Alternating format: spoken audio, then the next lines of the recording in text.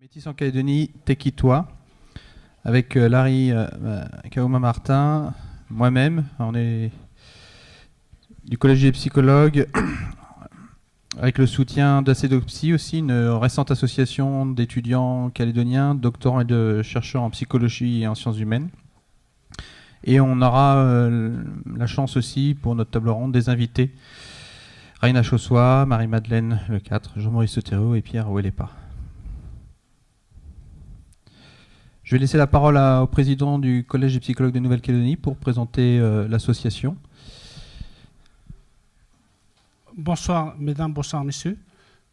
Avant de commencer cette conférence, avant de vous présenter le Collège des psychologues en Nouvelle-Calédonie, nous allons d'abord commencer par un petit geste pour l'accueil et puis aussi un petit geste coutumier. Merci.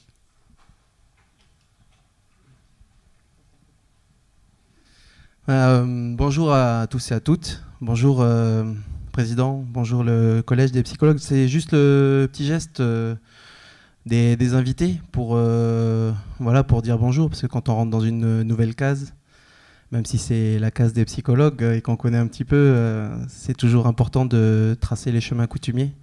Et voilà, on voudrait juste demander pardon avant de rentrer chez vous, de respecter un peu aussi votre maison, parce que ce soir, peut-être que dans le travail qu'on va faire avec vous, il va y avoir des mots forts, des expressions du fond de nous-mêmes, même si vous avez l'habitude, les psychologues, de connecter les gens avec eux-mêmes. Là, ce soir, on rentre chez vous et on va peut-être faire un peu de bruit, donc on vous laisse excuser par avance de tout ce qui allait sortir. Cyril Mayay.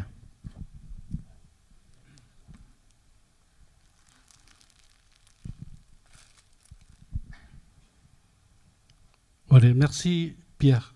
Merci pour ce geste d'accueil. C'est vrai que pour cette conférence, le Collège des psychologues a invité l'ensemble des conférenciers là, qui vont tout à l'heure vous présenter le thème. C'est qui c'est qui toi, hein, ici, notamment pour les jeunes. Voilà, on a fait le geste devant nous. Hein. Je vais présenter ça à l'assistance. Le geste qui est là, simplement pour dire que bon, merci pour ça, pour ce geste. Le thème que nous allons aborder aussi aujourd'hui, c'est un thème que vous maîtrisez bien parce que vous êtes aussi dans le travail, vous êtes dans le milieu, vous savez très bien de quoi vous allez parler, mais vous allez parler un petit peu des personnes, des jeunes. Je ne sais pas si il y a quelques jeunes qui sont là, mais ce sont eux qui sont intéressés. Tout à l'heure, dans les questions qu'on va échanger tout à l'heure, on espère que ces jeunes qui sont là, ils vont pouvoir aussi tout à l'heure échanger avec vous. Et la grande partie du travail qui reste à faire, mais qui a déjà été commencé déjà bien des années avant, eh bien, c'est de faire en sorte que ces jeunes s'approprient les problématiques, que ces jeunes aussi propose aussi des solutions, et peut-être aussi qu'il y a des solutions, mais ces solutions-là, eh ben, il faut les mettre en œuvre ensuite, là où on est.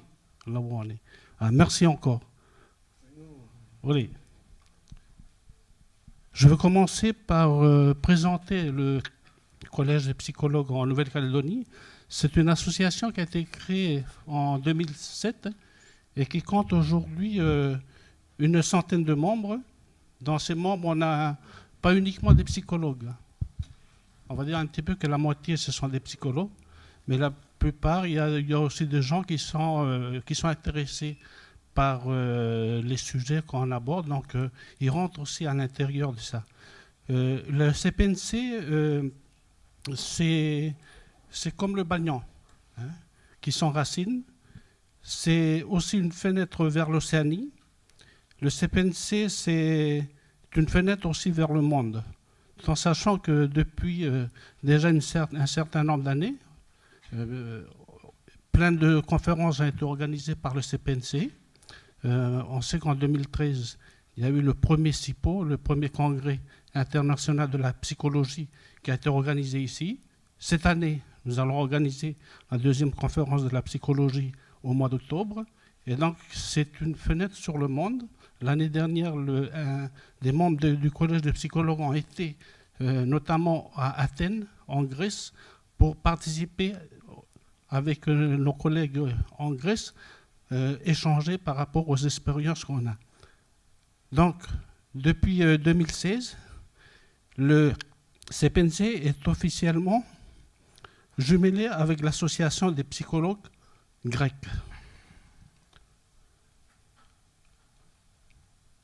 Il y a eu 16 conférences, 10 visioconférences qui ont été organisées jusqu'à maintenant. Les premières assises de la psychologie en Nouvelle-Calédonie qui ont été organisées l'année dernière. Un cycle de conférences décentralisées en 2014. 7 conférences décentralisées sur Kone Wailou, Pointe-Imier. Un séminaire d'une journée sur le suicide à Lifou en 2014. Un séminaire expérimental en 2015 sur les violences à l'école à Bouraï. Un groupe d'échange clinique mensuel depuis 2008, un congrès international SIPO, que je disais tout à l'heure, en 2013, et un autre cette année, en 2017, avec un ouvrage collectif qui est en train d'être écrit et qui va sûrement sortir là pour octobre 2017. On a un site internet, psychologue-nc.com. Il y a 23 numéros du bulletin du CPNC.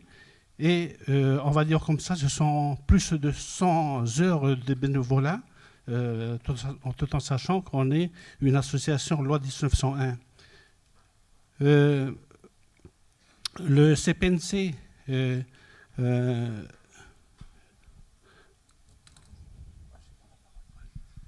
m'excuse, je vais prendre la parole de notre collègue Dominique, qui est président de la CEDOPSY, qui s'associe ce soir à la conférence et au thème.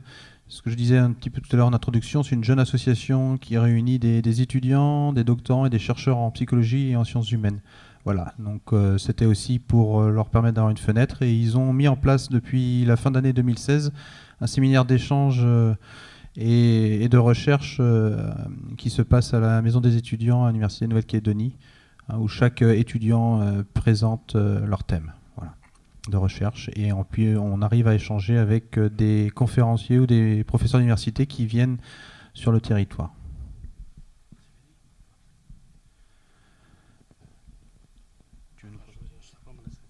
Voilà, sans plus tarder, je vais laisser Greg, avec les conférenciers qui sont ici, aborder le sujet que vous êtes venus partager avec nous ce soir. Merci encore.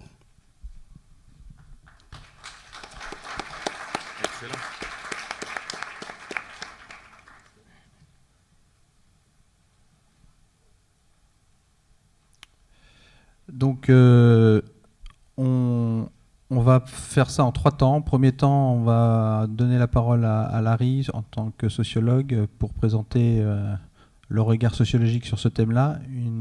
Je vais enchaîner sur le temps une dimension plus psychologique pour ma part. On regardera ensemble le documentaire filmé. Ensuite, il y aura donc un 3e temps après avec nos invités qui vont réagir, et bien sûr vous-même, auditeurs de la salle. Donc pour ouvrir aujourd'hui, le métissage est une notion trop souvent galvaudée et réduite à la seule qualité chromatique, c'est-à-dire à la couleur de la peau. Longtemps occulté, le métissage concerne désormais tous les groupes en Nouvelle-Calédonie. Pour autant, il peine à devenir un élément unifiant les habitants du pays. Le terme métis, qui est d'origine latine, qui veut dire mélanger, mêler, est employé dans le langage courant pour désigner des personnes nées de parents aux origines géographiques ou phénotypes différents. Le métissage humain est appelé ailleurs, mais pas en Nouvelle-Calédonie, créolisation. On pense aux Antilles, à la Réunion, à l'île Maurice, la Guyane, le Brésil. Le métissage peut être aussi entendu comme un processus culturel, et on pourra être témoin lors du documentaire. Culturel, c'est-à-dire linguistique, artistique, littéraire, etc. La pertinence analytique de la notion est contestée par des chercheurs en sciences sociales, car elle supposerait qu'il existe des entités pures, distinctes au sein de l'espèce humaine. Donc je laisse la parole à mon ami et collègue Larry Martin. Bonsoir. Métis. Pour tout vous dire, ça fait des années que j'attends ça, de pouvoir en parler. Il y a... En 98, lorsque j'ai commencé mes études en philosophie, je voulais absolument sonder ce qu'était la notion de métis.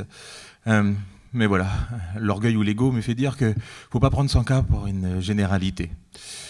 Et puis, les choses faisant, je me suis tourné plus vers les sciences humaines avec l'idée que, plutôt que d'étudier le membre de plusieurs communautés dans un contexte politique d'opposition, peut-être qu'il fallait étudier plutôt la nature humaine dans la mondialisation, dans un contexte de mondialisation. Et ça m'a ouvert énormément le regard, et le plus important, c'était de ne pas savoir ce que Métis, avec tout ce que les livres nous apportent dessus, mais de savoir ce que chacun d'entre nous mettait derrière ce mot. Voilà. Il y a des personnes qui construisent leur monde en lisant des livres. Moi, j'ai voulu me respecter en tentant de construire mon livre en lisant le monde. Voilà. Donc, je me suis inspiré un petit peu de ce que m'a apporté le territoire calédonien et surtout le monde. Alors, il y a eu en 2014 une conférence avec Benoît Trépied qui avait lancé le sujet et qui avait encouragé les étudiants. Je crois que ce soir, c'est l'introduction pour renforcer encore une fois les étudiants qui se lancent dans cette recherche. Voilà. Il y a eu de nombreuses remarques qui avaient été soulevées tout autour de la conférence et qui avaient nourri ma réflexion et qui m'a fait revenir dessus. Voilà, je me suis écarté un petit peu sur ma réflexion, tentant de définir ce qu'était la nature humaine dans une île qui s'ouvre au monde, pour en revenir à ce qu'était plus ou moins le calédonien et peut-être la catégorie métisse. Il y avait une question qui avait rebondi à l'intérieur pendant cette conférence. Certaines personnes ont dit, mais pourquoi créer une nouvelle catégorie? Eh bien voilà la question. Voilà la question. Pourquoi d'ores et déjà créer une... Pourquoi d'ores et déjà parler de catégorie? Eh bien c'est là la nature humaine. Elle m'a fait approcher plus ou moins ce qu'était la force des habitants de Nouvelle-Calédonie. Et d'ailleurs, vous allez voir, hein, je parle de l'habitant en Nouvelle-Calédonie et non pas des Calédoniens. C'est rigolo comment on se plonge dans un espèce de chemin spirituel et philosophique dès lors que l'on se plonge dans cette discipline, celle de la nature humaine. Alors voilà, après la conférence de Benoît Trépied, je me remets à capter avec mes oreilles et mes yeux ce que les gens placent derrière le mot métis.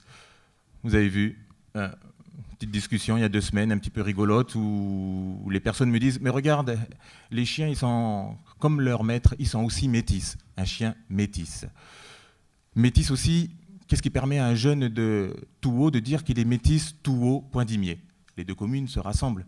Leurs parents est kanak. Mais d'un œil extérieur, la personne dira il est kanak. Et pourtant, il se dit métis. Qu'est-ce qui fait que dans une même communauté, la personne se dit métis? Autre chose, dans toutes nos discussions, on parle de métis, métis, métis, métis, au point que les industries le récupèrent et le mettent sur cette espèce de canette vendue en ambre en Nouvelle-Calédonie. La canette numéro 1, et vous allez voir dessus, c'est marqué métissage de saveurs. Même eux récupèrent le terme de métis. Ils ont bien compris qu'il fallait peut-être s'aligner sur le vocabulaire de la population pour pouvoir faire vendre leurs produits. Le métis est partout. Mais voilà, encore une fois, se pose énormément de questions vis-à-vis du métis. En 2002, j'ai pris une espèce de claque en allant interroger les jeunes, et notamment à l'amicale indonésienne. Et j'ai dit « Alors, et toi, d'où tu viens ?» Le jeune m'a répondu avec cette voix-là « Faut pas demander d'où on vient, nous on est métis. » Bam! Ça veut dire que moi, je devais défaire mes espèces de représentations avec l'idée peut-être que les uns et les autres étaient dans des catégories. Alors que la personne, elle disait clairement la chose suivante « J'appartiens peut-être à plusieurs catégories. » Ouah, la force! Alors je me suis interrogé un petit peu sur cette question-là, sur les différentes identités, les différents mondes qui habitent les habitants en général. Et chez l'un des jeunes, j'ai trouvé 21 mondes. L'identité physique, l'identité clanique, district, tribale, familiale, aire coutumière, quartier, religieuse, sportive, régionale, communale, provinciale, etc., etc. Une multitude de monde à l'intérieur de la personne. Alors moi, ça m'a fait réfléchir à une chose. Je me suis rendu compte que nous, les organisateurs sociaux, dès lors que l'on pense la population, on a tendance à les penser comme rentrant dans des catégories bien précises. On est soit kanak, soit métropolitain, soit calédonien, soit caldoche, soit nivanoitais. Et pourtant, la jeune génération qui arrive nous montre qu'elle appartient à de multiples mondes, des identités multiples.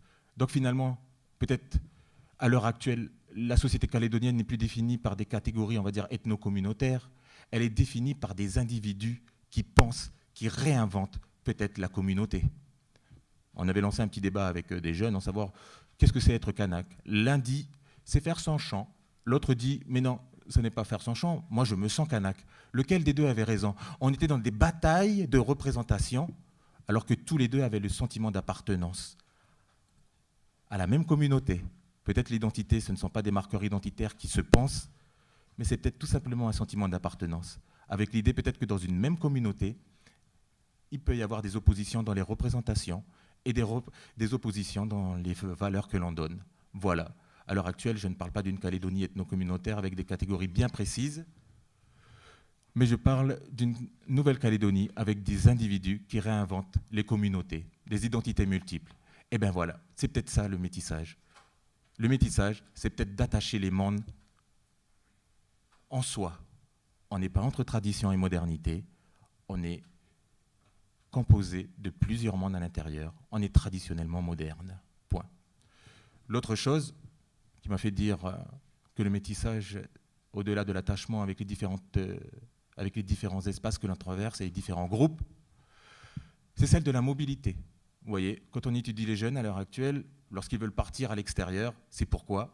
Pour certains, c'est pour s'extraire un petit peu du protectorat et de l'assistanat qui est présente au sein des familles. Ah non, j'arrive pas à être moi-même, parce que la famille, elle me retient. J'arrive pas à être moi-même.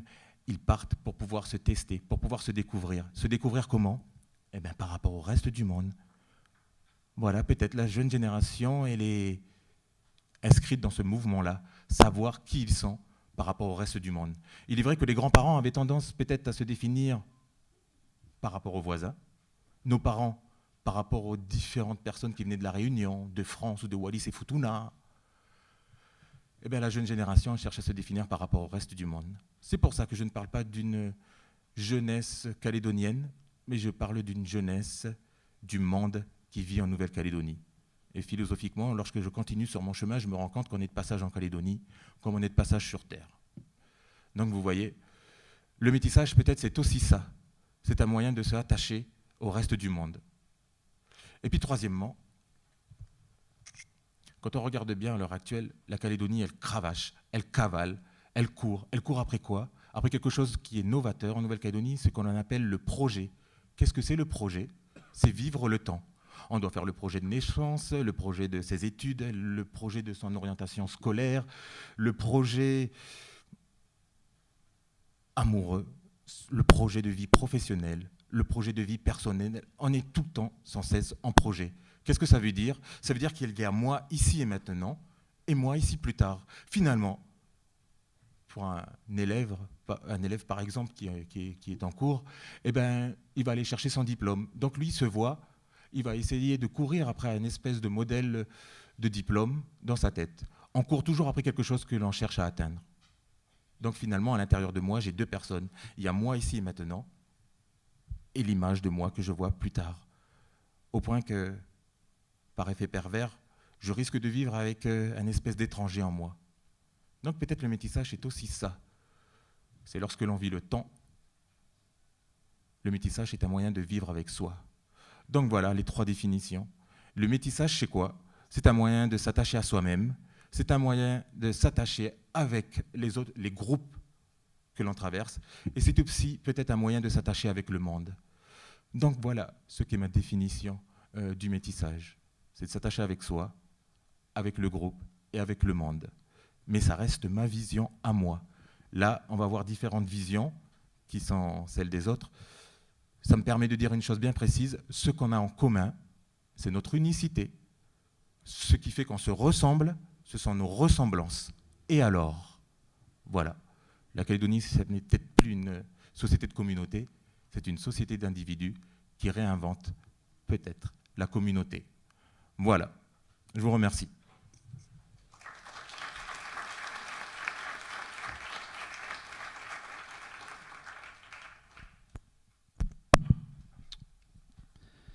Métis en Nouvelle-Calédonie, t'es qui toi?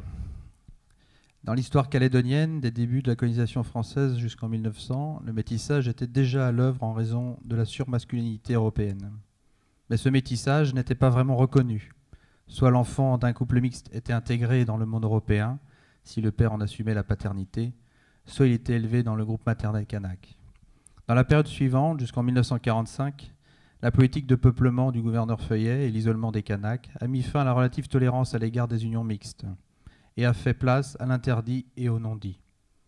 Les mélanges avec les Kanaks et autres populations ont continué à s'opérer cependant chez les colons modestes, en brousse, du fait de l'isolement et de conditions de vie difficiles. L'intégration a continué à s'opérer en fonction du milieu culturel dans lequel les métis étaient élevés et non en fonction de leur couleur de peau.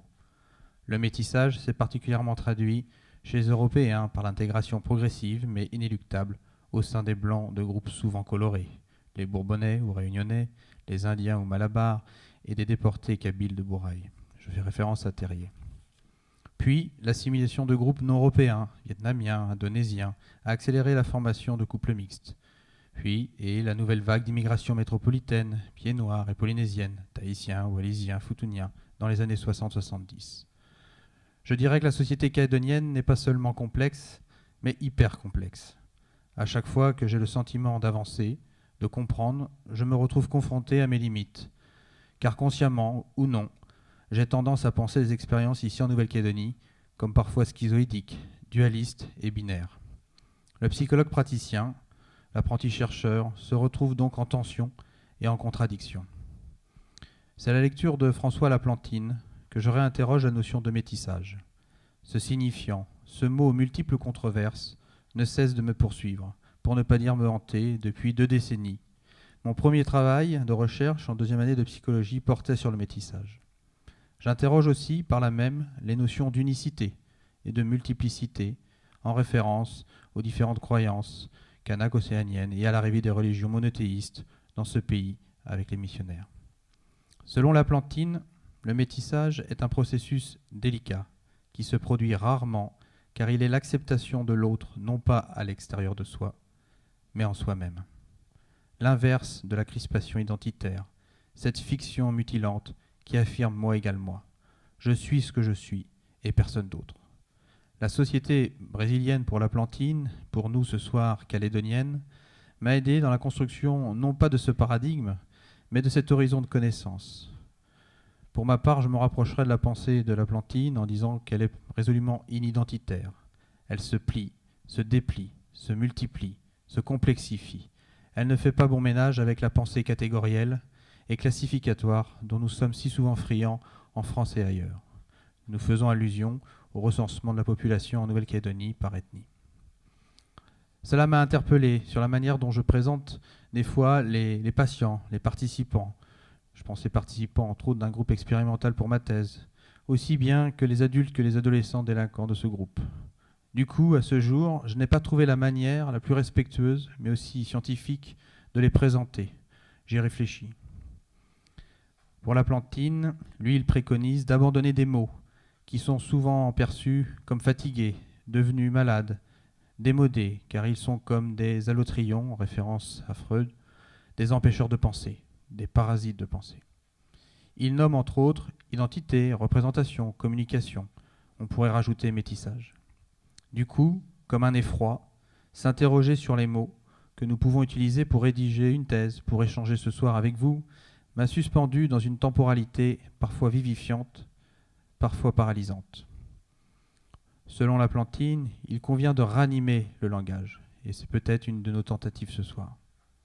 Pour étayer mes propos sur le métissage, je fais un détour sur la notion de l'anthropologie modale de Laplantine, à distinguer de l'anthropologie structurale. Dans l'anthropologie structurale, il y a toujours des invariants et des termes préexistants qui se recomposent. Le structuralisme permet de penser la recomposition, le bricolage, le recyclage, mais pas le métissage. Le présupposé de signes peuvent permuter, mais restent les mêmes. Tandis qu'une anthropologie modale, c'est une anthropologie attentive aux modulations, aux flexions de la pensée et de la sensibilité, aux gradations, aux changements progressifs. Ce terme introduit du rythme, du tempo, du temps, de l'histoire, dans une anthropologie qui a eu pour effet de spatialiser la pensée. C'est difficile parce qu'il faut être attentif à de minuscules transformations. Ce que j'appelle modal, comme le nomme Laplantide, ce sont les manières d'être, les modulations, les modifications infimes de nos comportements et de nos interactions sociales.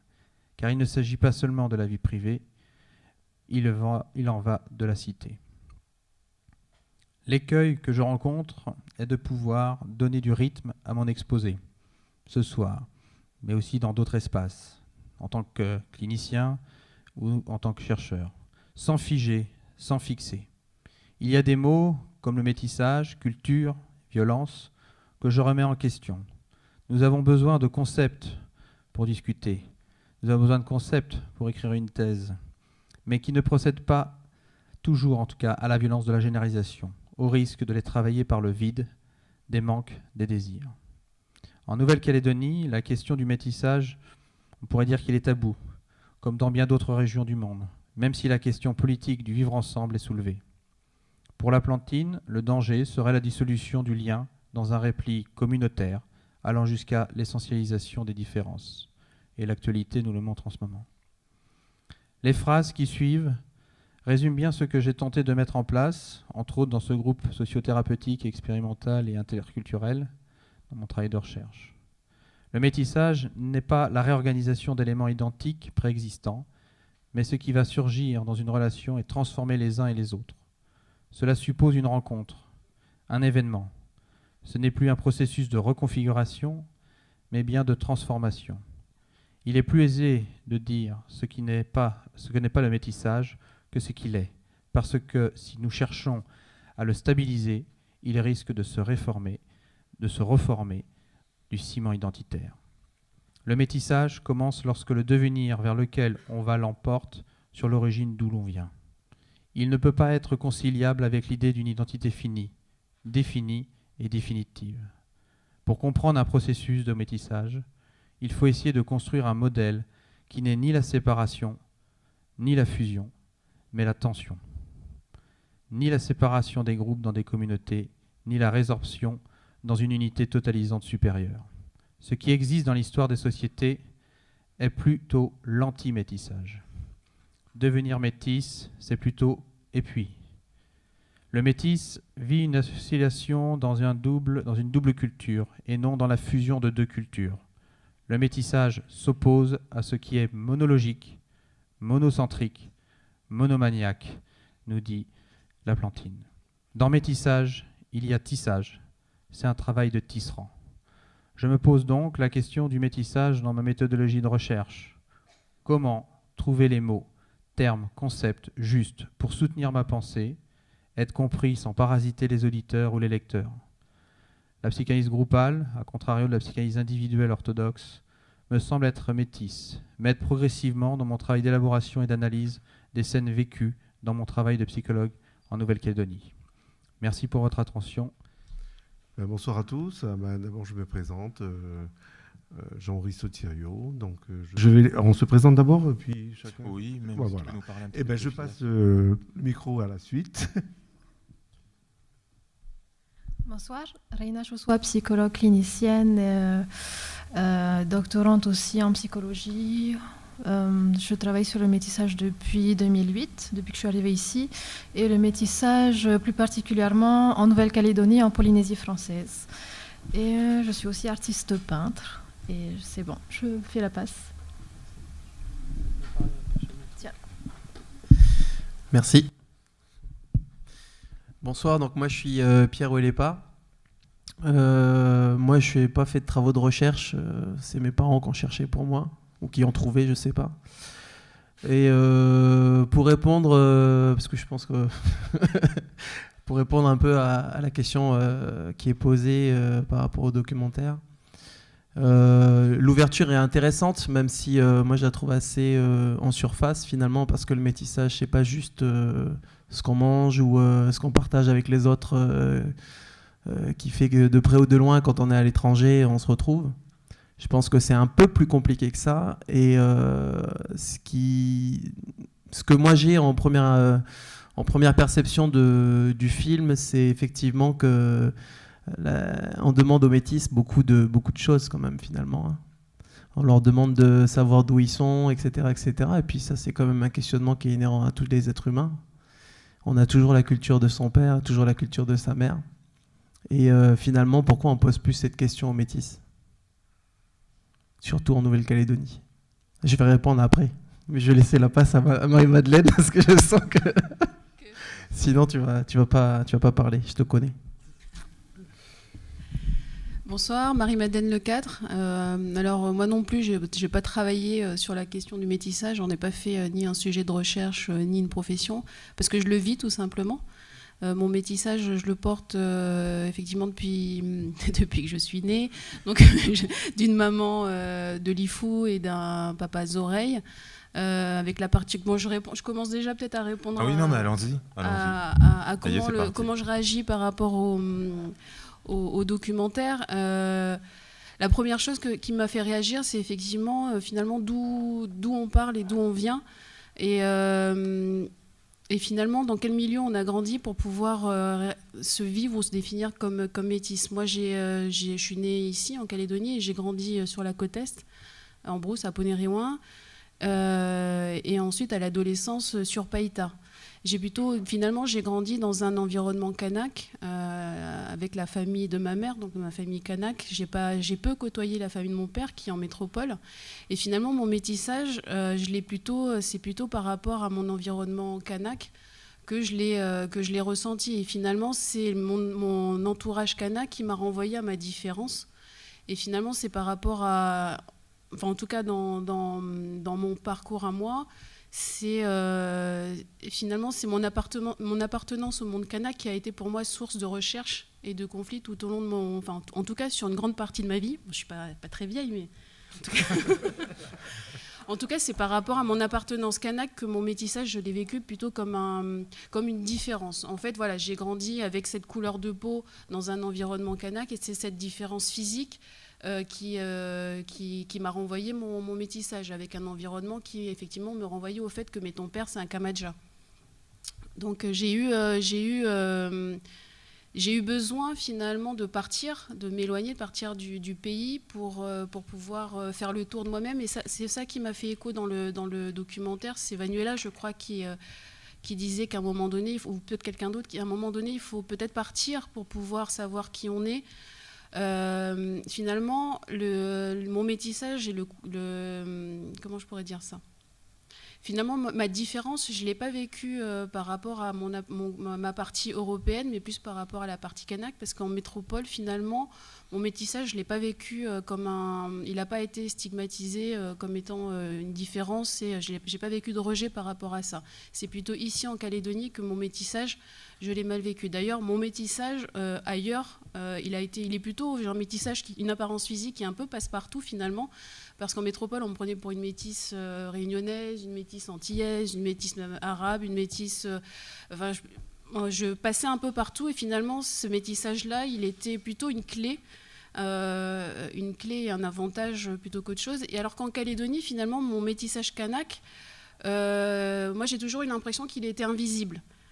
C'était pas mon appartenance kanak, c'était pas ce qui m'était renvoyé de manière évidente.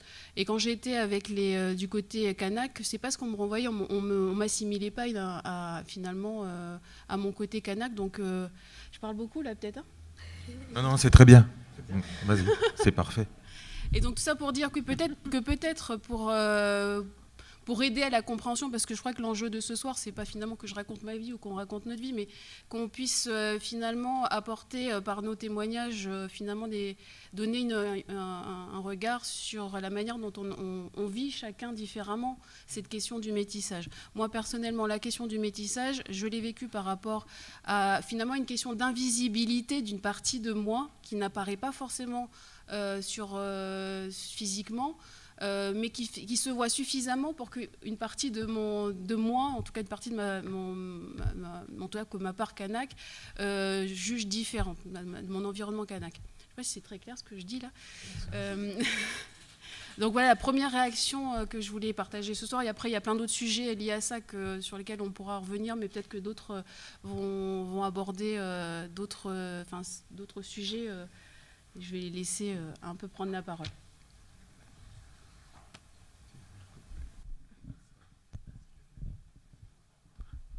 Peut-être qu'ils ont déjà des questions à poser, les gens. Non. Oui. À toi, Jean-Mo.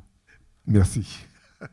Ben voilà, donc je me suis présenté, je suis Jean-Brice Thiriot. C'est vrai que moi, le métissage, ça me paraît aujourd'hui quelque chose de presque de marquant. Et vu mon plus jeune âge qu'eux, je me suis dit, c'est bizarre parce que je ne l'ai pas vécu comme ça du tout. Pourtant, je viens d'un milieu aussi très, très métissé, et puisque j'ai vécu la déportation aussi à travers mon grand-père. Donc, il y a de l'algérien, du kanak, de l'indonésien, du tahitien. Et puis, on s'est posé un petit peu la question, il dit, mais c'est quoi le problème? Où est-ce qu'il y a un problème quelque part? Où est-ce qu'il n'y en a pas? Ou j'en sais pas. Est-ce que j'ai une place ou j'en ai pas? Et en fin de compte, c'est grâce un petit peu à ma famille et surtout à l'entourage, j'ai vécu, qui a été très, très marqué et toujours prêt à être soutenant de la situation des uns et des autres. Et ça, j'ai trouvé ça essentiel. Enfin, pour moi, c'était essentiel. Parce que ça a créé du lien. Et ce lien-là, je me suis enrichi de tout ce métissage en me disant, mais j'ai de la chance. Je peux aller partout, où je veux, quand je veux, et rien ne m'arrête. Alors je me suis dit, c'est étonnant qu'aujourd'hui, on a une espèce de retour en arrière de certaines choses. Mais bon, je sais qu'à travers les gens qui sont dans la salle, ceux que je connais ou ceux que je connais moins, mais il y en a qui sont métissés et ils ont peut-être des vécus différents. Mais en tout cas, moi, ce que j'ai vécu à travers la Calédonie profonde de l'intérieur, puisque je suis de la région de Bourail, mais aussi de la région de Nouméa, de la vallée du Tyr, de Logicop, Tindu, voilà, et tous nos quartiers qu'on connaît bien. Et il y avait tous ces mélanges-là, tous étaient... Il n'y avait même pas la question de dire qui était qui et qui était quoi. C'était... on nous prenait comme tel. Voilà. Moi, je l'ai ressenti comme ça, je l'ai vécu comme ça. Et qu'il n'y avait pas de notion blanc, noir. C'est dommage parce que c'est à l'inverse de certains commentaires, c'est plutôt à l'extérieur qu'on m'a appris la notion de ce qui est blanc, ce qui est noir. Je me suis dit, ah bon, je ne savais pas qu'il y avait des différences. Enfin bon, moi, j'ai été un petit peu perdu, mais bon. Est-ce que c'est l'entourage aussi familial qui nous a beaucoup aidés? Parce que ma grand-mère qui était kanak, qui parlait aussi bien l'arabe, qui parlait aussi bien le mélanésien que le français. Mon grand-père, je ne l'ai pas connu, lui, puisqu'il est mort à la fin de sa déportation, donc en 1942, forcément c'était un peu loin.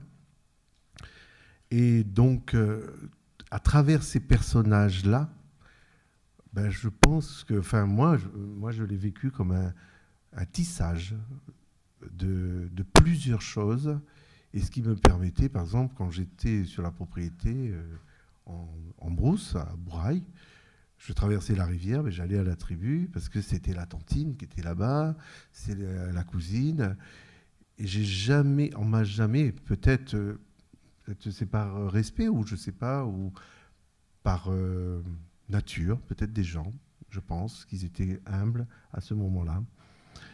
Et on trouvait souvent ce côté, on se parlait par nos prénoms, mais on ne se parlait pas par la couleur.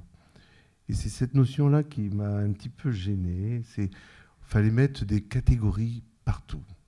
Alors je me suis dit, quand même, à travers ce document-là, où on voit quand même il y a de la souffrance, on le sent, elle est palpable, je me suis dit, je suis chanceux, quelque part, d'avoir pu passer à travers toutes ces choses-là, mais peut-être avec des difficultés, j'en sais rien, mais je ne les ai pas ressenties en tant que difficultés. Je les ai plutôt ressenties en tant qu'avantage. Ça m'a permis d'aller partout, mais alors sans scrupule, sans gêne, sans honte. J'entends tout ce qui est dit, mais je ne sais pas, moi je l'ai vécu comme tel. Voilà. Enfin, c'était mon ressenti par rapport à ça. C'est sûr qu'on a senti cette douleur, mais en tout cas, pour ma part, le métissage a été, on va dire, quelque chose de positif, enfin, dans le bon sens de ce que je dis, et surtout dans le sens de partage et de créer du lien autour de soi. Parce que là, quand je vois mon petit-fils, aujourd'hui, qui a 6 mois, il est plutôt blanc, avec des yeux bleus. Je me suis dit, attendez, là, il y a peut-être quelque chose qui ne va pas, mais bon, c'est comme ça. Mais je me pose pas la question parce que je me dis, mais regardez, comme ça, juste entre nous, il y a quand même ce désir, je pense, peut-être qu'on ne le sent pas, mais qu'on n'arrive pas encore à le palper, c'est le sentir de, comme on dit, de vivre ensemble, mais on sait comment on l'a vécu déjà. On le sait. Je ne pense pas que le métissage, ça vient d'aujourd'hui. Je ne pense pas qu'on a découvert ça en Nouvelle-Calédonie. Je ne pense pas qu'on ait découvert ça en Afrique. Je pense pas tout ça. Mais je pense que, forcément, on est en train de chercher quelque chose, une vraie place. Et en tout cas, pour moi, le métissage, c'est plutôt une force. C'est plutôt un moyen de pouvoir s'exprimer, comme là aujourd'hui, d'échanger avec des gens que je connais plus ou moins. Je regarde un petit peu dans la salle, surtout les visages, en me disant il est peut-être d'ici, il est peut-être de là-bas. Mais bon, c'est pas grave, entre nous, on est bien en Calédonie. Voilà. Donc j'aime bien mon pays et j'en suis fier. En fait, t'es hyper résilient.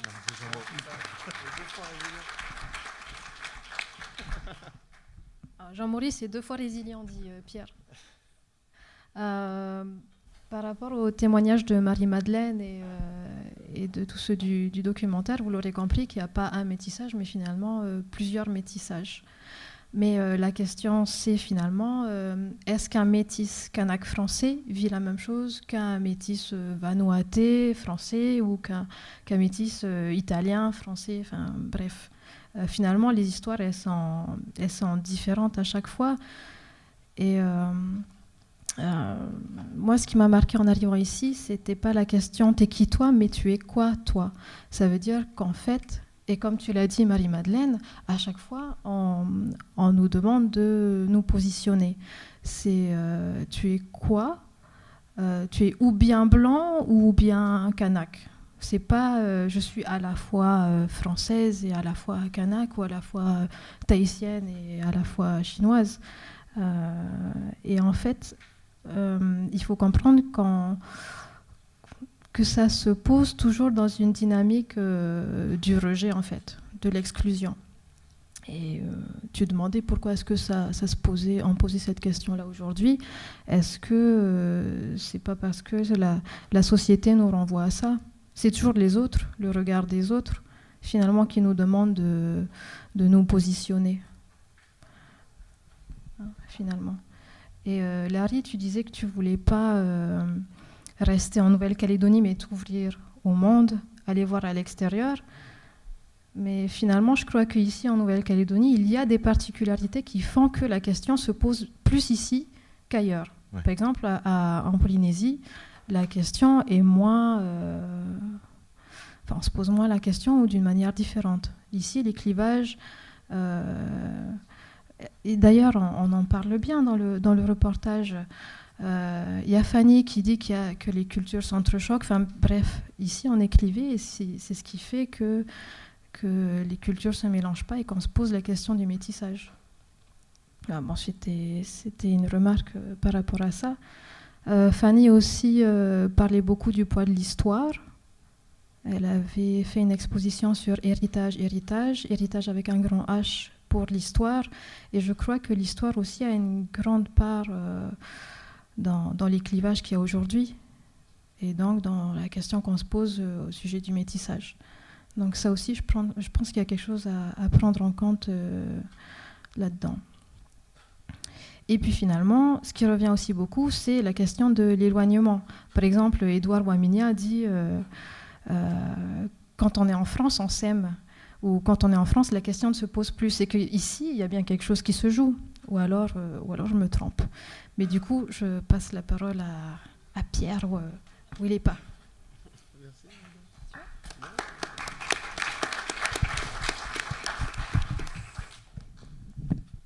Donc je posais la question tout à l'heure, pourquoi on demande aux métis, on a cette injonction-là, et Raina, elle a très bien expliqué, il y a quand même une uniformisation du regard de l'environnement sur le métis, une pression, un contrôle social qui se fait et qui s'exerce sur la différence que porte le métis. Puisqu'on a tous parlé de nos expériences et que moi je ne l'ai pas fait, je vais être assez anecdotique et parler de la mienne. Moi, le racisme, je l'ai senti en France quand on m'a demandé de quelle origine tu es, parce que c'est la question qu'on me pose régulièrement et qui est liée à mon apparence. C'est le mot d'ailleurs qui est utilisé par les métis du documentaire. Et souvent, quand on se retrouve avec des blancs, on n'est jamais qu'un noir, et quand on se retrouve avec des noirs, on n'est jamais qu'un blanc. Voilà, c'est comme ça. Puis quand on vient ici, on est dans le monde kanak. Chez les Kanaks, on est des Kanaks. Même si tu es blanc aux yeux bleus, avec les cheveux clairs, etc., tu es un Kanak. Si tu es bien assis, si les choses ont bien été faites, si le père et la mère ont leur place, et que les enfants étaient bien assis, même s'ils ont été donnés, que la parole elle est posée, qu'il y a quelqu'un qui a parlé jusqu'à l'âge adulte, que les initiations ont bien été faites, et ça, c'est pas une dilution, ça existe toujours. Sinon, je ne serais pas devant vous en train de parler. Je dis bien, c'est anecdotique. Mais chez les Kanaks, on est des Kanaks. Et puis quand je me retrouve avec les copains à Caldoche ou voilà, avec les expatriés métropolitains français, je suis un blanc. On efface, c'est ce que dit très bien Raina, on est invisibilisé, on efface cette différence-là. C'est après, on se dit, mais attends, mais toi, t'es calédonien? Quand je suis avec des métros, t'es calédonien, toi? Ah ben, on dirait pas avec ton petit accent français là. Puis après, je suis obligé de tirer un peu dessus quoi. Donc et puis de montrer que je connais un peu mon pays aussi accessoirement. Et donc ça c'est important parce que vous voyez la différence en fait par rapport à le regard de l'autre qui essaye d'uniformiser. Vous voyez bien là, il y a un gap entre ce qui se passe, enfin en tout cas ce qui s'est passé pour moi en Occident et ce qui s'est passé ici en Océanie. Et c'est ça qui est intéressant, c'est effectivement ce qu'on voit bien, pourquoi c'est aux métis ici en Nouvelle-Calédonie qu'on a cette injonction-là d'uniformisation. Et tout à l'heure, il y a un monsieur en chemise à carreaux d'ailleurs, il n'était pas très caldoche le gars qui a parlé dans le reportage. Je crois qu'il a énoncé, pardon, il a énoncé qu'effectivement il y avait tout un jeu aussi de filiation. C'est la filiation qui est importante chez les métis. Comme n'importe quel être humain, il a besoin de savoir d'où il vient, etc. C'est l'histoire qui est le parcours qui est importante. Et ce qu'on remarque, c'est qu'effectivement, quand cette histoire elle est bien expliquée, elle est bien racontée, les gens, ils ont les deux pieds qui sont posés au bon endroit. Et ça, c'est important. Tous les métis ne vont pas mal. Effectivement, pourquoi on le voit, effectivement, pourquoi ça serait eux, encore une fois, qui sont les symptômes de quelque chose dans notre société, ben justement, c'est peut-être parce que dans notre société, on a du mal avec la question de l'altérité. L'altérité, c'est la relation à soi et c'est la relation aux autres. Et ça s'inscrit dans l'histoire. L'histoire de ce pays, elle est conséquente d'une phase coloniale, d'une phase où on a racisé les gens. Et ce qui est bien le problème, c'est qu'on a effacé aujourd'hui, derrière un compromis idéologique autour du métissage, on a effacé ce qui a été racisé. Mais c'est bien ça qui pose problème, c'est le fait qu'on a effacé ça et qu'aujourd'hui, parce qu'on a enlevé le mot, ça n'existe plus. C'est pas vrai puisque c'est transmis, cette souffrance-là, elle est transmise, elle est liée. Alors les psys diraient il y a un système où il faudrait faire un génogramme pour voir comment ça se passe cette transmission, etc., etc. Peu importe, c'est un point de vue. Mais ce qui est important, c'est d'avoir ça en tête parce que si cette question-là, elle nous ressaute à la figure quand on le revient ici, alors que quand on était en France, on était tous pour la Mayocraft. C'est quand même, ça interroge. Parce qu'en fait, finalement, ce qu'on a gardé, c'est que le haut de l'iceberg culturel. C'est nos modes de vie, nos arts culinaires, etc., ce qu'on partage. Et puis en fait, en profondeur, on ne partage pas le reste. Donc voilà, moi c'était juste, c'est anecdotique, hein, c'est juste ma petite expérience ordinaire, voilà, j'allais dire de racisme ordinaire, parce que finalement c'est ça qu'il faut assumer aussi. C'est que la société, elle renvoie ça et que c'est sur ça qu'il faut travailler. Cette question-là, elle se déconstruit. Et quand on parle de décolonisation, il faut parler de déconstruction justement du rapport à l'autre, donc de la question de l'altérité, de l'alter ego même. Merci. Bon ben on va tous... T'es métisse quoi, grec?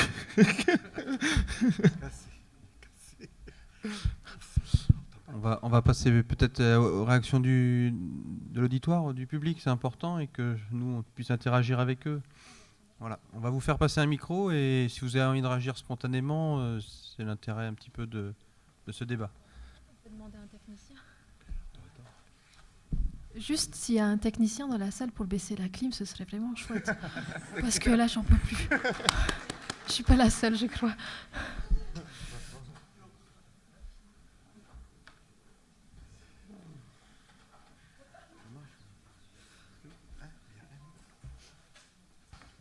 Merci, je veux bien lancer le débat. En 2 mots, juste pour rappeler que l'homme est hormonal et que peut-être derrière tout ça, il y a le problème de l'attachement, la vasopressine, l'ocytocine, qu'on n'est pas qu'hormonal, on est aussi psychologique, on a besoin de réassurance tout le temps. Et donc on va aller chercher cette réassurance auprès de ses proches. Donc on a besoin de reconnaissance, de se reconnaître dans l'autre. Et ce qui m'a le plus marqué dans cet excellent reportage, c'est le témoignage de M. Wamigna qui nous raconte que quand ils se retrouvent ensemble, blanc, bleu, rouge, en France, les Calédoniens sont très unis parce qu'ils ont besoin de cette réassurance, de cette reconnaissance de l'autre. Voilà.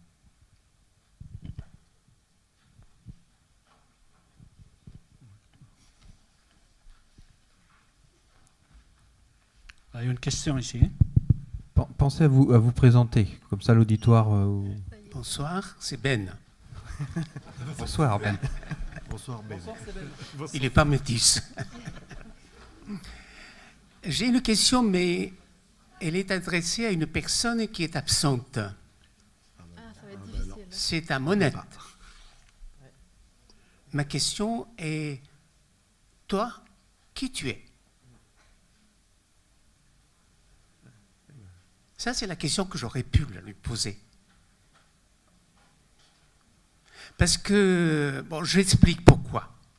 J'explique pourquoi. Les questions qui vous sont posées en tant que métis, ce sont des questions normales.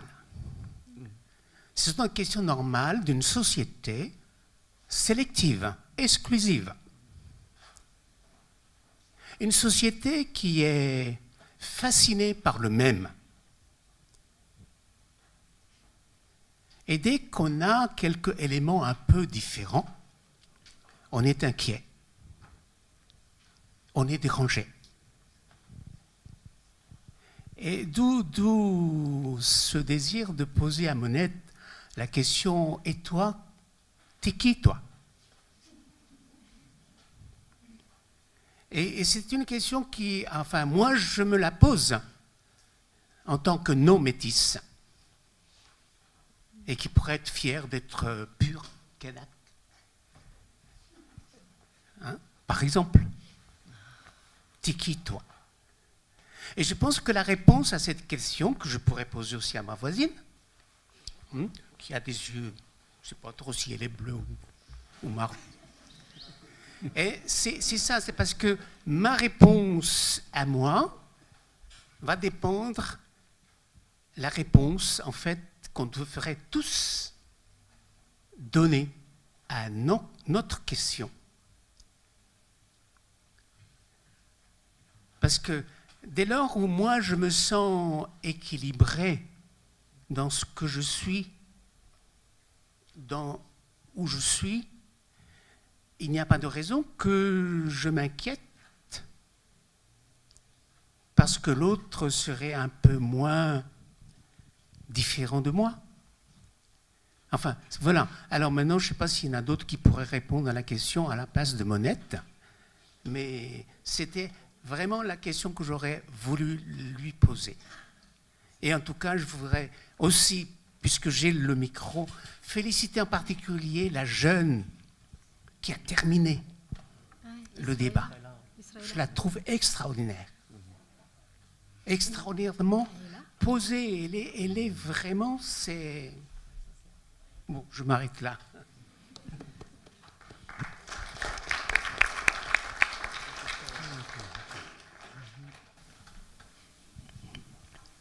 Bonsoir, je suis Sarah. Alors moi j'avais une question qui pourrait... Vous me voyez pas? Je me posais du coup la question suite à ce reportage et à l'intervention de Monsieur Martin. Est-ce qu'il y a une différence entre les origines et le métissage?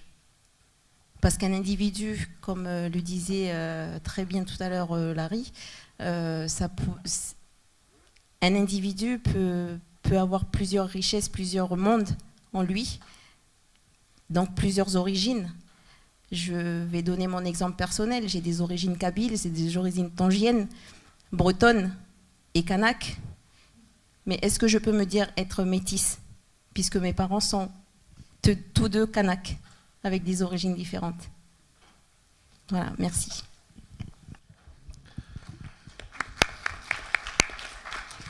Merci Sarah. Déjà, le métissage, qu'est-ce que c'est?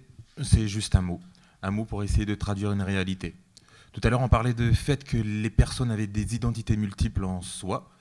On appartient à un quartier, on appartient à une commune, on a une identité physique, etc. Jusqu'à 21 mondes chez l'un des jeunes.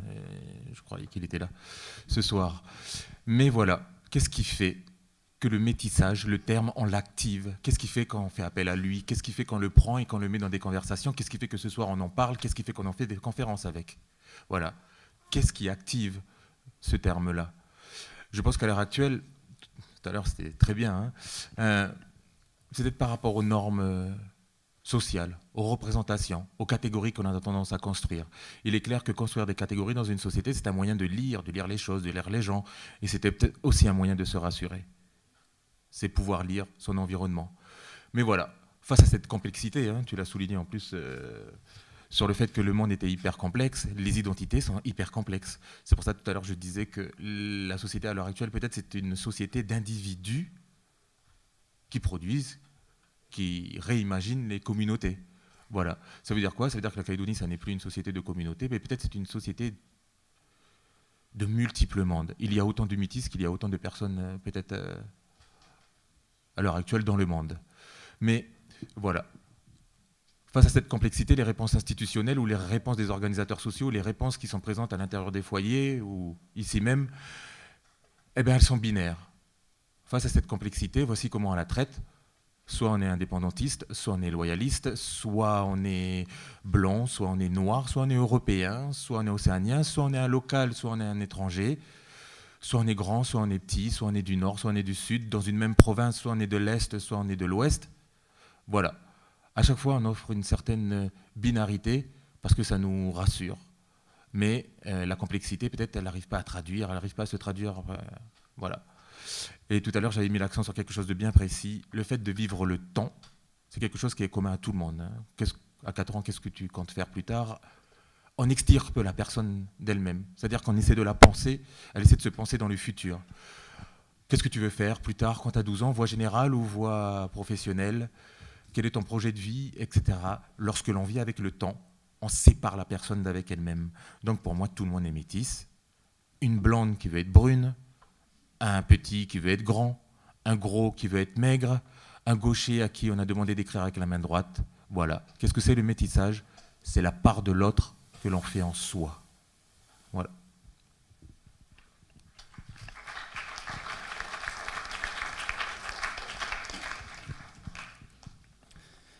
Bonsoir, moi c'est Pascal. Moi, il y a quelque chose qui m'interpelle beaucoup dans la nature du débat et la façon dont le film est construit. C'est toute une part de ce qui se joue derrière la question du métissage, et en particulièrement ici, puisque ça a été à plusieurs fois souligné. Dans l'histoire de la colonisation, il il y a quand même fondamentalement un rapport qui est des rapports de domination du monde blanc par rapport aux mondes qui sont colonisés. Et il ne faut quand même jamais oublier que le métissage, ça a été très vite une solution pour le monde blanc, pour dire à l'autre, je t'intègre, mais je t'intègre quelque part en te diluant. C'est quelque chose qui fait partie de l'histoire, ça a été théorisé. Voilà, je pense que la question qui est intéressante par rapport à ici, je ne dis pas du tout que c'est mon propos, hein, c'est juste, j'essaie de réfléchir à c'est quoi la question qu'il y a derrière, pourquoi cette question elle fâche ici. Elle est quand même très souvent formulée comme étant, moi je me souviens, je ne vais pas rentrer dans les détails d'expérience, mais à des moments on a voulu travailler sur la question du métissage. Dans certains contextes, on nous a dit non, on ne parle pas de cette question-là ici, parce que moi en tant que Kanak, m'envoyer le métissage, c'est diluer le droit que j'ai moi de revendiquer mon identité à moi. Et je pense qu'une des questions qui est intéressante à réfléchir en fait derrière cette question, c'est mais qu'est-ce qui se joue intrinsèquement? Il n'y a personne qui a envie de rejeter l'autre. C'est quoi le danger qui est vécu intérieurement et qui donne ce sentiment-là?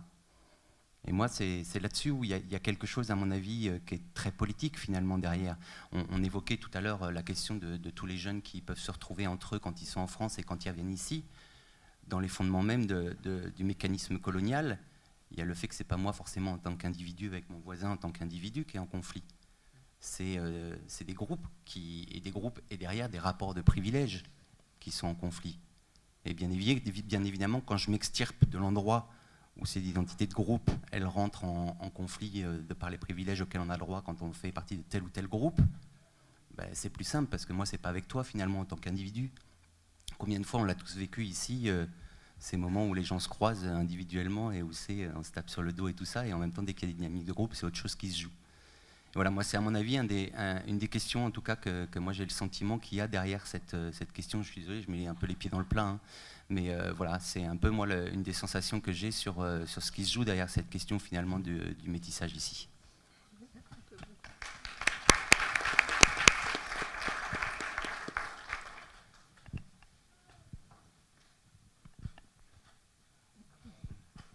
Bien, bonsoir. Donc moi je suis Rolande Trolu. Donc je voulais d'abord féliciter la production, ce film qui nous a été montré ce soir et qui a surtout été, je veux dire, porté par les jeunes. Donc effectivement moi je ne suis plus jeune. Et donc, je me retrouve dans beaucoup de choses qui ont été dites dans ce film, parce que, comment je veux dire, mon histoire, parce que mon origine et donc mon histoire de famille ici, eh bien, elle est donc aussi, je peux la placer dans le métissage. Moi, je suis tout à fait d'accord pour dire qu'en Nouvelle-Calédonie, la question du métissage, elle doit nécessairement s'analyser et se comprendre dans le contexte historique et l'évolution de la société calédonienne depuis les débuts de la colonisation dans notre pays. Donc moi, je suis issue d'une famille de métis. Donc j'ai grandi dans le nord de la Nouvelle-Calédonie.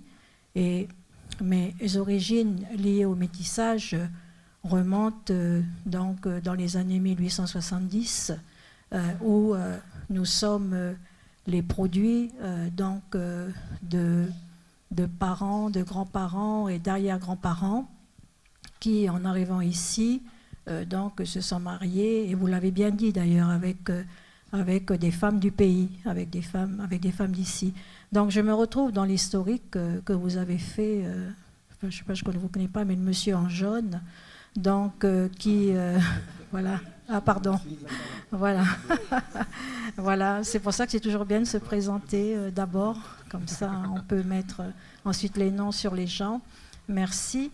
Et donc voilà, donc c'est vrai que ça a été pour moi bien fait dans le fil de l'histoire. Et moi, j'ai vécu mon chemin de vie donc, en tant que métisse, d'abord dans un grand malaise. Ensuite, j'ai compris que c'était une richesse. Et maintenant, parce que j'ai compris que c'était une richesse, je peux le vivre dans l'épanouissement.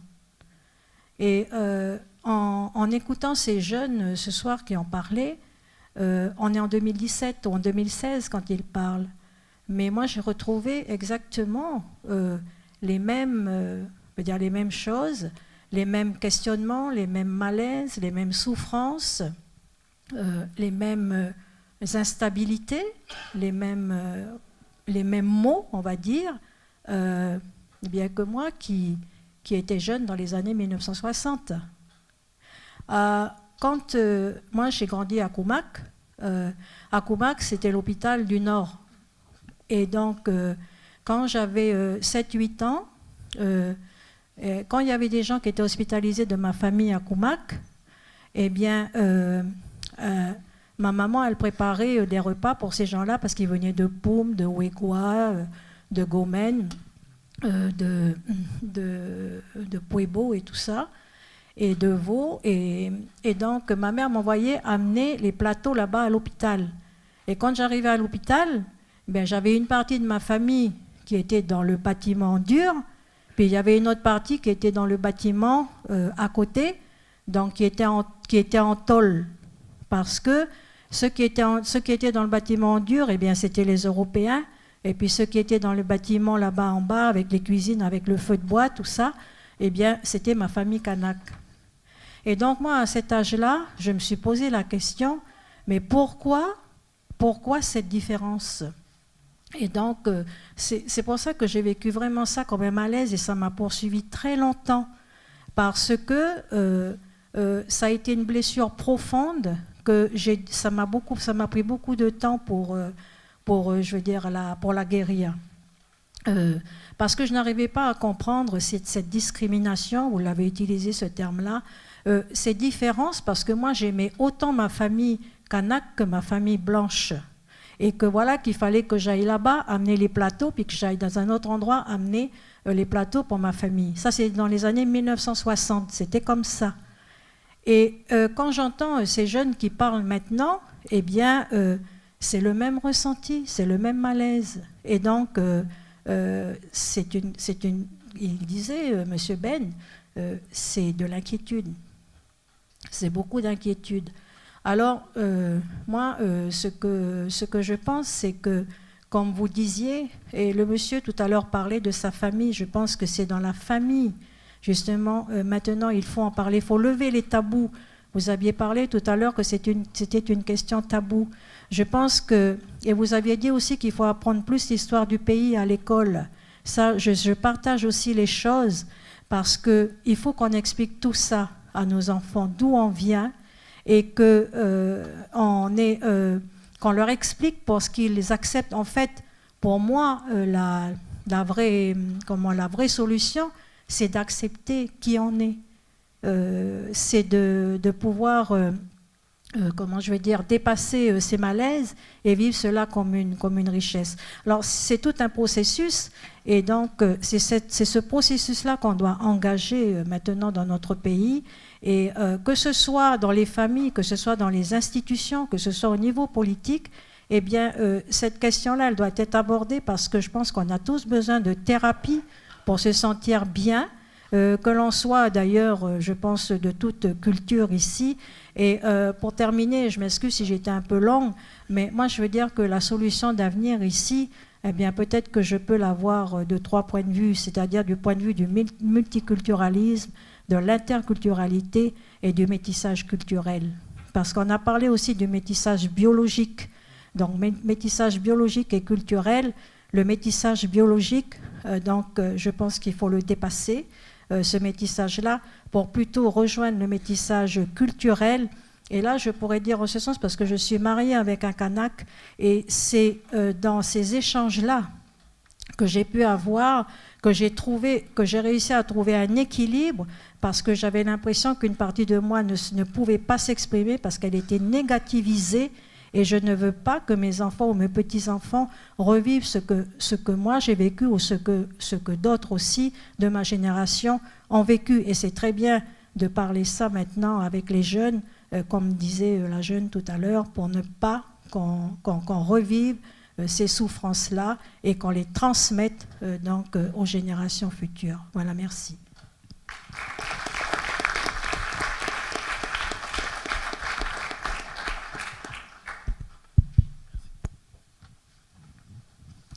Bonsoir. Merci pour ce temps de parole. Moi, c'est Pablo. Voilà, je voulais remercier notre ami Pierre Ouellepa d'avoir dit qu'effectivement, on peut être métis aujourd'hui et ne pas souffrir.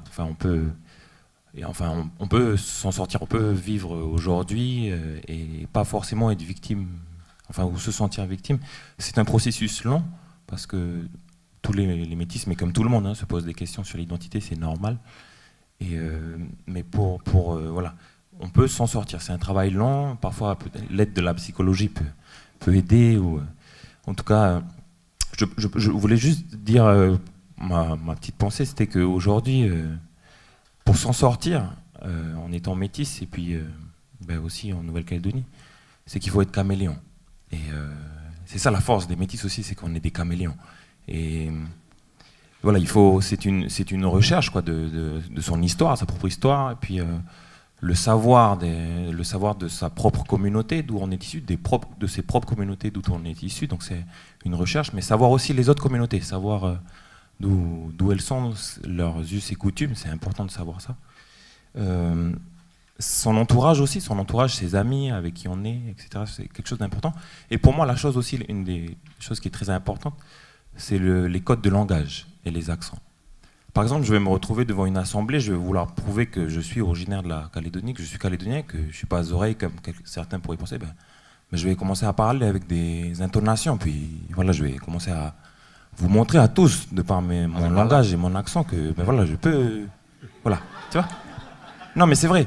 Et je pense que c'est quelque chose qui est indéniable, et ça serait bien de ne pas oublier les linguistes, je pense, ou les gens qui travaillent sur les codes de langage et sur tout ça, parce que c'est vrai que c'est lié au fait d'être métis, de venir de partout, d'utiliser des mots. Aujourd'hui, tous les Calédoniens peuvent terminer une phrase en remerciant, en disant Oleti, quoi. Et c'est ça aussi le métissage en Calédonie, c'est aussi par la parole. Voilà, c'était juste pour dire merci.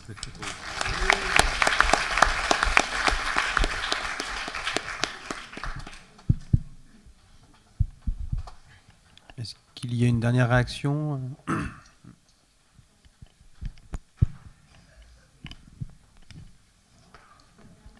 Bonjour, je m'appelle Alicia, je suis calédonienne.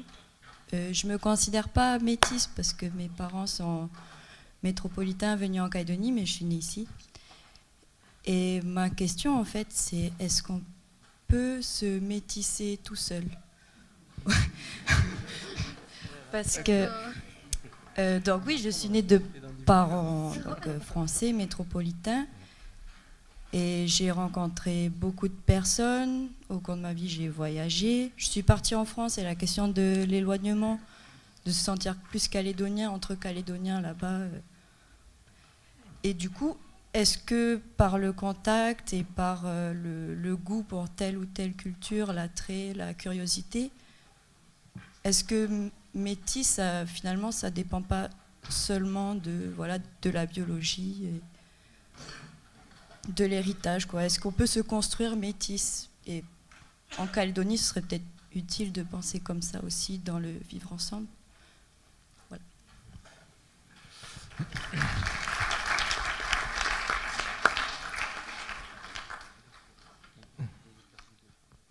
On ne naît pas d'un vide culturel. On est habité par plusieurs mondes, comme je le disais tout à l'heure. Mais voilà, soit on va épouser les modèles ambiants, ou soit on va construire son propre modèle. Voilà. Mais on ne naît pas d'un vide culturel, donc oui.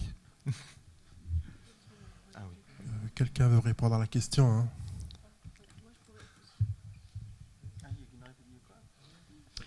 Bonsoir, moi je m'appelle Sandrine, je vais essayer d'intervenir par rapport à ta question, à la question qui a été posée juste avant. Donc, tu poses la question si est-ce qu'on peut se dire métis. Moi, je suis d'origine kanak, biologiquement, parlant, tout, la totale. Mais moi, je me sens métisse et mes enfants sont métis également. Donc moi, je me sens métisse, pourquoi ? Parce que je suis née de parents kanak, tous les deux de l'Ifou, mais pas de la même tribu. Bon là, déjà, on peut dire que je suis quand même un peu métisse. Mais du coup, moi, j'ai été élevée depuis que je suis sortie du ventre de ma mère biologique par un Tahitien. Raina, elle confirmera. Moi, je suis enfant Fahamou, comme on dit chez vous. Fahamou ? Oui. Donc, du coup, j'ai été élevée par un Tahitien qui est arrivé en Nouvelle-Calédonie, qui a travaillé sur les mines dans la région Kharatu, qui comprend et qui parle le Kharatu, mais qui parle et qui comprend le tahitien, et qui en plus, c'est un Paumotu, qui vient des îles Tuamotu. Donc moi, j'ai baigné là-dedans toute mon enfance jusqu'à maintenant. D'ailleurs, mon fils aîné, il est métis chinois brousse. Moi, je suis de l'Ifo, et il vit avec son papy tahitien. Et lui aussi, je veux dire, moi, moi, pendant longtemps, j'ai mangé tahitien, j'ai grandi tahitien. Quand je suis avec les gens de l'Ifo, je suis l'Ifo, mais je me suis longtemps posé la question. Moi, je me suis toujours sentie plus tahitienne que l'Ifo. Et donc, moi, j'ai fait mes études à Tahiti. Je mange tahitien tous les dimanches quand je peux. Mais voilà, donc, moi, je me dis être métisse, pourtant, biologiquement, je suis pure Kanak. Et puis, je viens d'un quartier populaire qui a été cité par M. Sotirio tout à l'heure, où je vis, j'y suis née, j'ai vécu, ça va faire plus de 30 ans, plus de 40 ans maintenant. Je vis dans ce quartier, et tous mes voisins, tout le staff, tout mon staff, quoi. On est multiculturel, et donc je peux manger wallisien comme je peux manger kanak, comme je peux manger air coutumière Kharatu ou adieu demain, ou voilà. Donc moi je me sens métisse parce que je suis dedans, et je me dis métisse, et puis je suis fière de quand même pouvoir penser comme ça, parce que du coup moi je vois pas la couleur de peau, je vois le prénom. Je suis venue avec ma collègue javanaise, je mange javanais quand je vais chez elle, comme je peux très bien manger tahitien ou chez n'importe qui. Donc voilà, moi je me dis, voilà, c'est une éducation aussi. Moi, mes enfants, mon fils, quand il va chez la famille de son père, il peut très bien manger avec des baguettes chinois, comme il peut manger avec les doigts quand il mange son bougna de là-bas, comme chez moi aussi, c'est pareil. Voilà, c'est tout. Merci.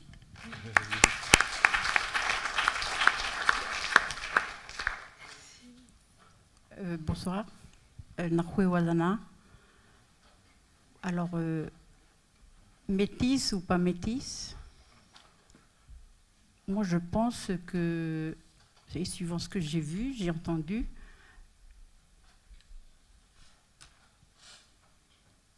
le reportage que vous avez fait, très beau reportage.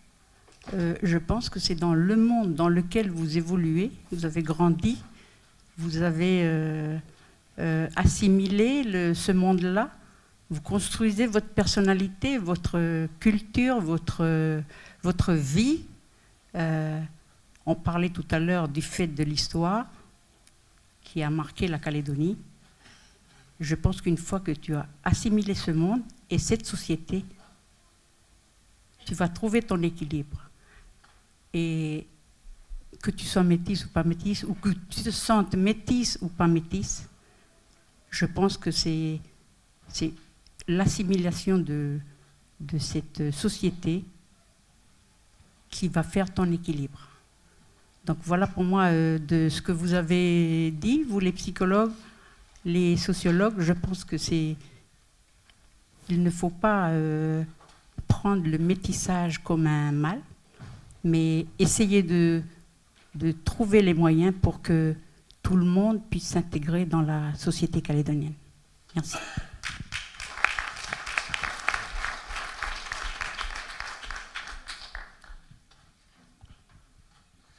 Oui, bonjour à tous.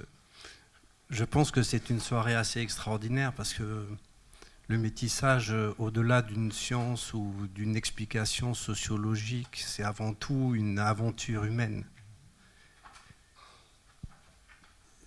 Excusez-moi, je vais peut-être un peu long, mais je pense que en Nouvelle-Calédonie, il faut beaucoup partager, parce que l'on essaie d'expliquer les choses de façon toujours très sérieuse et très, très forte. Je pense que l'humain se détache du naturel. Et souvent, on essaye naturellement de comprendre les choses. Est-ce qu'un homme et une femme d'une même couleur s'aiment plus que d'une autre couleur? Voilà. Mais c'est naturel de penser qu'un homme et une femme d'une même couleur s'entendent plus et donc naturellement peuvent élever mieux peut-être des enfants. Et quelque part, disons, on porte une responsabilité humaine. Parce que je me pose la question, est-ce que je suis créateur de métissage? Ben pour moi, sincèrement, non. Parce que je n'arrive pas à comprendre pourquoi je devrais expliquer que j'aime ma femme, si on n'est pas raciste. C'est-à-dire que si on s'affranchit de la couleur de peau, si on s'affranchit de la séparation des cultures, et si on estime que le terreau de la culture n'est pas simplement les sentiments avec une clé différente pour mieux la comprendre. Voilà, je voulais commencer comme ça pour dire que je pense que le métissage n'est qu'un mot qui n'entraîne pas de mots M-A-U-X. Je voulais dire ça parce que qu'est-ce qui nous permet de nous identifier? Voilà. Si je dis mon prénom, je vais m'appeler Thomas. Si tout le monde me regarde, tout le monde va dire « Ah oui, comme tu as dit tout à l'heure, ouais, il a un accent un peu oreille, donc les oreilles. » Mais si j'écoute mon grand-père et ma grand-mère, je suis le fruit d'un métissage. Pourtant, vous ne le remarquez pas. Voilà.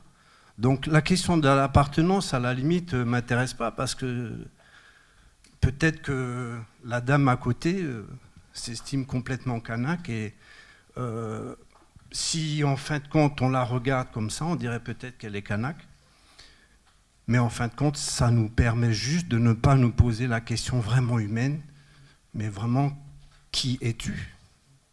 Et en fin de compte, au-delà de ces différences, moi j'invite simplement, pour comprendre le métissage, que lorsqu'on est européen, on invite une fois un kanak à manger chez soi.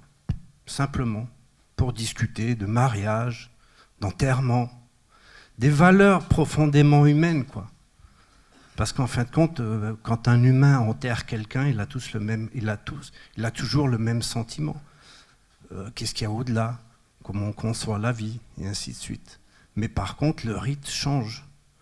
Mais j'invite juste, je pense, à pousser l'expérience pour dire que si on reste sur des repères d'aujourd'hui, on dit souvent les jeunes n'ont plus de repères et ainsi de suite. Moi, je pense simplement que les repères changent et que nous sommes des personnes qui voulons que les repères changent. Mais effectivement, on entraîne sur notre descendance, je peux dire comme ça, une réflexion qui va au-delà, mais je pense qu'il est important de ne pas forcément se justifier, parce que la justification, c'est le début du racisme aussi. Voilà. Donc, je ne demande pas à quelqu'un de justifier pourquoi il est blanc. Je ne demande pas à quelqu'un de se justifier pourquoi il est kanak. Donc je ne vois pas pourquoi on devrait demander à un métis de justifier d'être métis. C'est que des constructions de mots, mais comme toute chose qui se construit, on peut aussi le déconstruire pour reconstruire autre chose. Voilà, donc c'était juste une petite réflexion, mais pour remercier Pierre et tous les autres de s'être exprimés, mais aussi de toutes les personnes qui se connaissent ou qui ne se connaissent pas de s'être exprimées, parce que je pense que c'est un sujet qui mérite complètement d'être dépassé et qui mérite d'être discuté et simplement humainement, voilà, en disant que je me sens tout aussi à l'aise avec un kanak qu'avec un blanc ou qu'avec un javanais ou je ne sais pas quoi encore. Mais je pense toujours à l'éloignement et à la distance parce que mon grand-père me disait, tu sais, moi je vais en vacances dans le village à côté.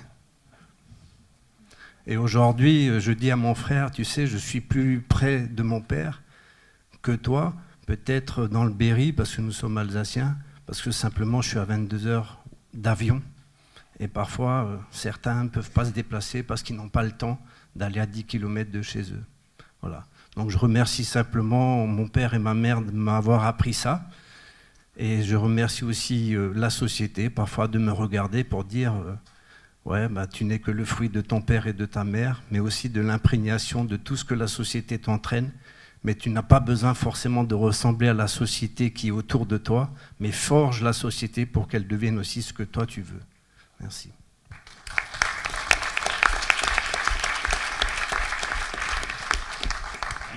Merci pour les réactions. Le temps avance. On va être obligé de se quitter. S'il y a un dernier mot, quelques mots de la part de ceux qui étaient sur la table ronde, et on se quitte là-dessus. Oui, la copine là-bas au fond, là. En fait, tu parlais de métissage. Donc, tu es de l'Ifou, de 2 tribus différentes, mais Kanak, l'Ifou. Ok. Il n'empêche que tu es métissé de cœur. Tu as été élevé par un papa tahitien. Voilà. Donc, il y a plusieurs métissages. Il y a ce genre de métissage-là. Et il y a d'autres métissages qui sont bien plus complexes, bien plus difficiles, comme celui de Pablo, je suppose, qui est un vrai caméléon. Et en fait, la difficulté, et si on doit prendre le témoignage d'Israëla aussi, c'est que même si elle a bien dit, on lui a tout expliqué depuis la naissance qu'elle est un tel et un tel, il n'empêche que, et on sent sa souffrance dans le témoignage, il n'empêche qu'elle est à chaque fois obligée de se positionner. Et je crois que beaucoup d'autres l'ont dit. Et je pense que la souffrance qu'on a ressentie chez Israëla vient aussi de là, la violence des mots. T'es un bâtard. Enfin bon, c'était la petite parenthèse. Et donc, pour dire que finalement, on aura beau expliquer la transmission, c'est très bien. Du coup, on est mieux armé. Il n'empêche qu'il y a des choses que ça suffit peut-être pas. Après, ça dépend des individus, s'ils sont plus ou moins résilients, n'est-ce pas, Jean-Mo? Et voilà, ça dépend du parcours de chacun. Et oui, le monsieur en bleu qui est parti maintenant parlait aussi de la colonisation. Je pense qu'il y a un peu de vrai là-dedans, encore une fois, le poids de l'histoire, finalement. Et que les communautés, les héritages coloniaux, parce qu'il y en a plusieurs, et les communautés restent finalement séparées à cause de cet héritage-là. Donc l'enjeu, il est là finalement aussi. Enfin voilà, je passe la parole. Merci.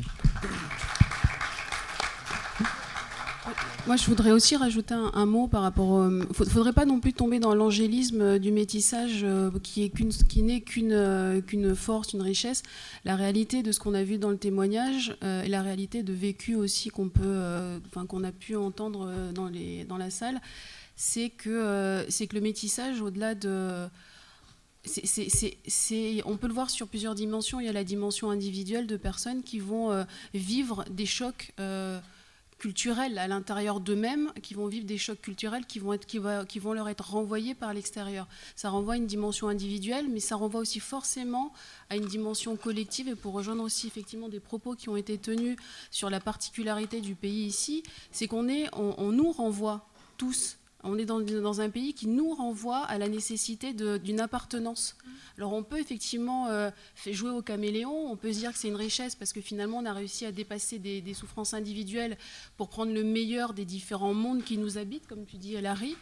La réalité c'est qu'en Calédonie, ces différents mondes qui nous habitent à l'extérieur, ils ne sont pas pacifiés.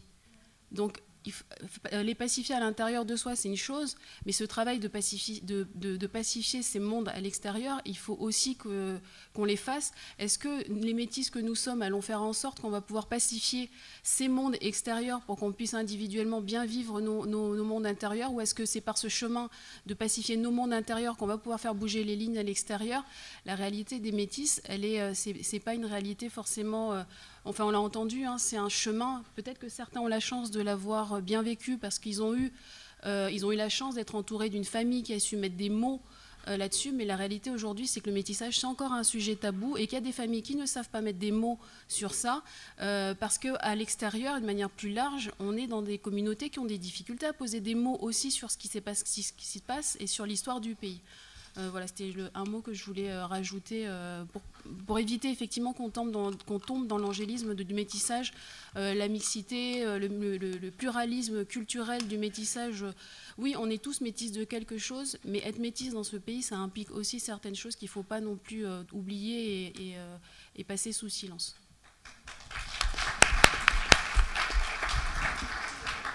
Et pour finir sur une note positive, quand même, il faut dire qu'il y a, oui, il y a des solutions à tout ça et on peut s'en sortir.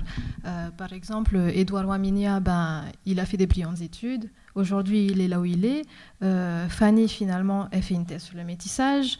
Vanuela, finalement, est artiste. Israëla s'est lancée dans le slam. Donc, la remarque que je peux faire, c'est que les passerelles, on les trouve aussi dans l'expression artistique. Et ces jeunes-là l'ont compris. Et ils sont là où ils sont aujourd'hui. Mais il n'y a pas que le domaine artistique, il y a les études qui permettent de concilier les deux. Enfin bref, on peut trouver des passerelles. Voilà. Merci. On vous remercie d'avoir duré tard ce soir, un vendredi soir, et on vous dit à prochain rendez-vous du Collège des psychologues de Nouvelle-Calédonie. Merci à vous.